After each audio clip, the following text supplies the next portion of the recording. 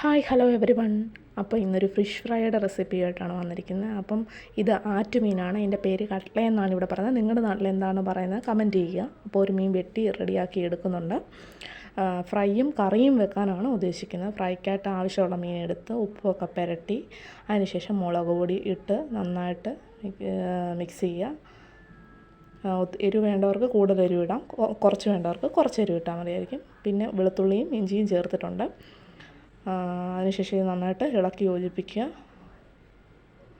ഇത്തിരി കുരുമുളക് പൊടി കൂടി ഇടുന്ന നല്ല രുചി കിട്ടുന്നതാണ്. ഇച്ചിരി കൂടി കുരുമുളക് പൊടി കൂടി ഇട്ട് കഴിഞ്ഞാൽ. അപ്പം ഈ മീൻ ആറ്റുമീനായതുകൊണ്ട് തന്നെ അധികം മുള്ളൊന്നും ഈ മീനകത്ത് ഇല്ല. എണ്ണയ്ക്കകത്ത് ഇട്ട് വറുത്ത് നമ്മൾ കോരി എടുക്കുകയാണ് ചെയ്യുന്നത്. നല്ലതായിട്ട് ഫ്രൈ ചെയ്യുക. ഓവർ എണ്ണയൊന്നും ഒഴിച്ചിട്ടില്ല, കുറച്ച് എണ്ണ, ആവശ്യത്തിന് എണ്ണ മാത്രം ഒഴിക്കുക. അതിനുശേഷം മീൻ കറിയും അടുത്ത അടുപ്പിൽ വേവുന്നുണ്ട്. ഇതാണ് ഫൈനൽ ഫിഷ് ഫ്രൈ എന്ന് പറയുന്നത്.